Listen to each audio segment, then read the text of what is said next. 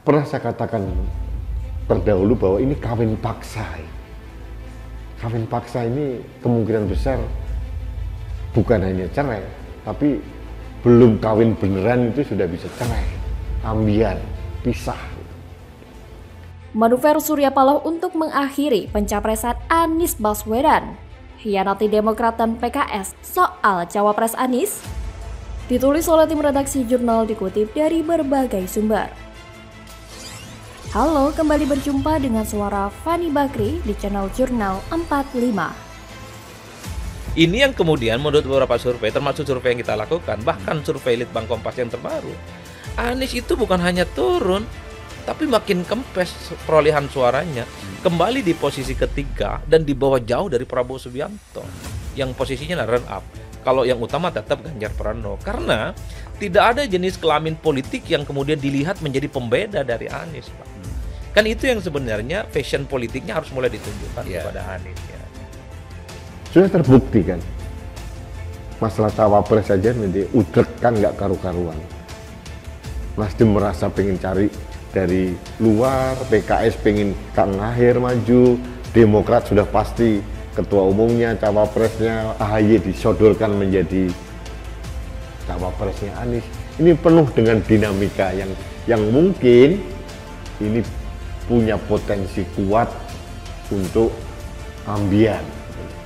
Pegiat media sosial Rini Budoyo berbicara mengenai manuver Ketua Umum Partai Nasdem Surya Paloh untuk mengakhiri membubarkan Koalisi Perubahan dan mengakhiri pencapresan Anies Baswedan. Manuver tersebut yaitu dengan Surya Paloh yang ngotot untuk menjadikan putri kedua mantan Presiden Abdurrahman Wahid atau Gus Dur, Yeni Wahid, sebagai cawapres Anies Baswedan. Pengusungan Yeni Wahid akan membuat Nasdem mempunyai legitimasi kuat dan tampak serius membuat Anies terpilih di Pilpres 2024, namun berpotensi membuat PKS dan Demokrat hengkang. Publik bahkan sudah memprediksi Anies akan gagal maju Pilpres 2024, namun bukan karena Jokowi, tapi dari pihak internal dalam Koalisi Perubahan, yaitu Nasdem, Demokrat, dan PKS. Jadi bukan karena adanya penjagalan politik, tapi adanya ketidaksinkronan antara Nasdem dan ketua partai koalisi lainnya, yakni Demokrat dan PKS. Meskipun Anies bisa menang jika mengusung Yeni Wahid sebagai cawapresnya, tapi resiko yang harus diambil hilangnya Demokrat dan PKS dari Koalisi Perubahan. Dan jika itu terjadi, maka Anies akan gagal maju sebagai capres karena tidak memenuhi presidensial threshold 20%. Memang kalau diperhatikan, ketiga partai tersebut mengusung Anies rupanya ada udang di balik bakwan. Nasdem ingin mendapatkan kotel efek serta suara dari pendukung Anies. Partai Demokrat ingin AHY jadi cawapres Anies, sedangkan PKS ingin Aher yang mendampingi Anies. Namun PKS gak terlalu ngotot memaksakan kehendak. Mereka sadar diri kalau partainya bukanlah partai yang besar, serta Aher tidak punya logistik dan elektabilitas yang cukup, sehingga tidak sampai berkonflik dengan Nasdem maupun Partai Demokrat. Justru Partai Demokrat yang maksa banget AHY harus jadi cawapres Anies, padahal partai nyaris gurem. Selain itu, diperparah dengan pernyataan Anies Baswedan yang menyebut bahwa Partai Demokrat dan PKS sama sekali belum keluar duit sejak deklarasi hingga safari ke 70 daerah di Indonesia. Anies Baswedan mengaku Demokrat dan PKS belum keluar duit, termasuk membiayai safari politiknya. Hal ini diungkap oleh Anies Baswedan sendiri, yaitu saat wawancara dengan Editor-in-Chief di IDN Times, Uni Lubis. Di sini, sepertinya Anies ingin membocorkan isi dapur Koalisi Perubahan yang sedang mengusungnya. Anies mengisyaratkan bahwa kondisi Koalisi Perubahan untuk Persatuan sedang tidak baik-baik saja. Carut-marutnya koalisi ini semakin jelas terlihat ketika AHY beserta para elit Demokrat yang lain terus mendesak Anies untuk segera mengumumkan namanya sebagai cawapresnya. Tapi mungkin baik Anies maupun Partai Nasdem menganggap kuantitas maupun kualitas dari AHY belum bisa diandalkan untuk mendampingi Anies Baswedan.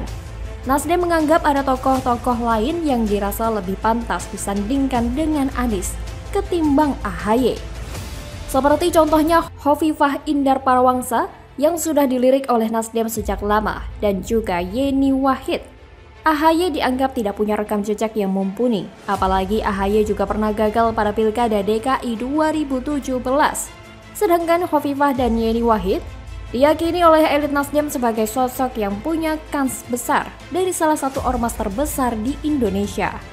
Di sini terlihat jelas baku hantam di kubu Koalisi Perubahan. Semakin hari semakin masif terjadi. Dan pertanyaannya, bagaimana bisa orang yang tergabung dalam Koalisi Perubahan akan mengatur atau memimpin sebuah negara besar seperti Indonesia? Wong mengatur koalisinya saja mereka sering ribut sendiri.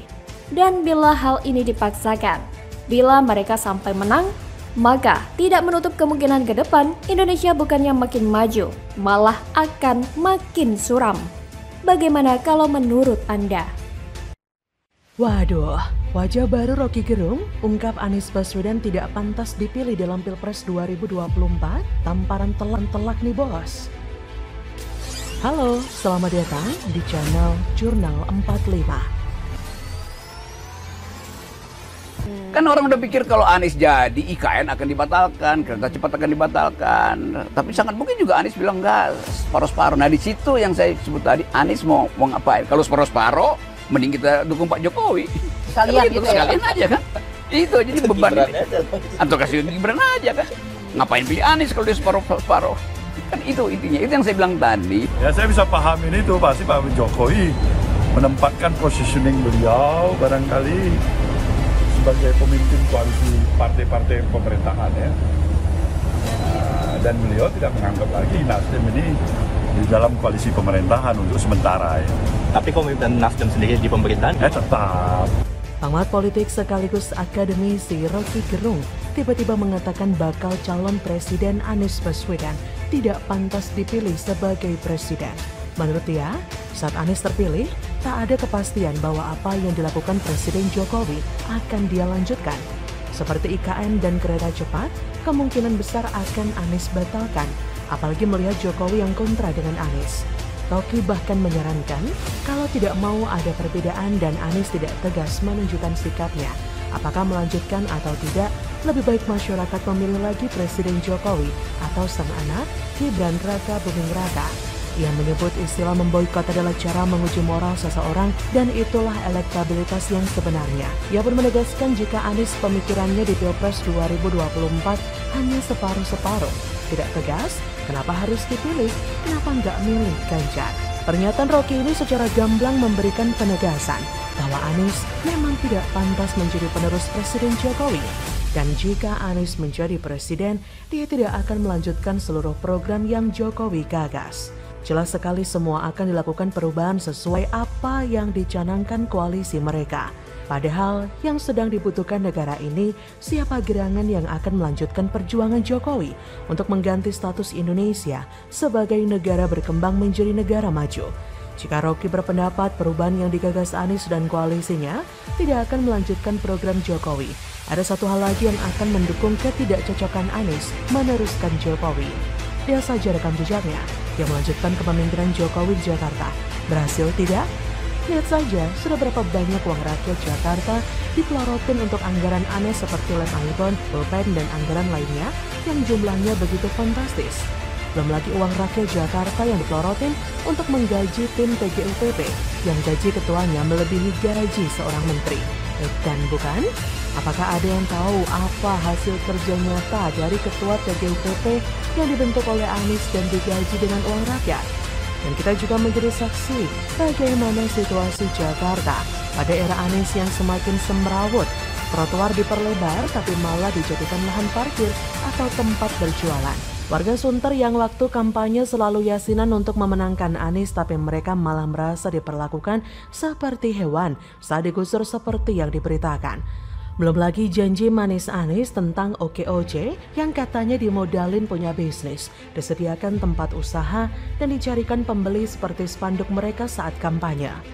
Saat kampanye mengumbar kata-kata manis bahwa akan diberikan modal usaha, tapi setelah menjabat sebagai gubernur, Anies dengan mudahnya mengatakan bahwa memang tidak ada modal dalam program OKOJ. Jadi bisa dibayangkan berapa juta rakyat Jakarta yang sudah tertipu dengan rangkaian kata-kata manis tentang program OKOJ saat kampanye dalam Pilkada Jakarta dulu.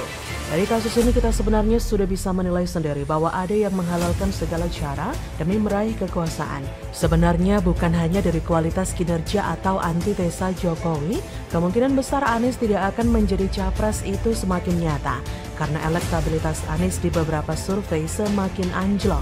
Bahkan di survei terbaru dari lembaga survei, raihan suara mayoritas masuk pada Ganjar dan Prabowo, sedangkan Anies kalah telak.